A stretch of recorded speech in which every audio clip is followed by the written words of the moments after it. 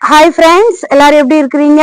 மாற்றம் முதலில் கடினமாக இருக்கும், நடுவில் குழப்பமாக இருக்கும், இறுதியில் மிக அழகாக இருக்கும் என்று சொல்லி நம்ம பார்க்கிறோம்.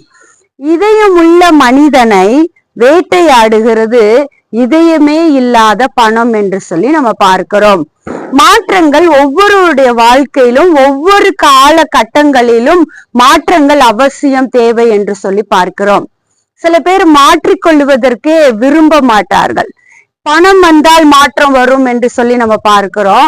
பணத்தில் மட்டும் மாற்றம் வந்தால் போதாது, நம்முடைய உள்ளான மனுஷனில் எதுல மாற்றங்கள் வேணும் என்று சொல்லி நம்ம பார்க்கலாமா?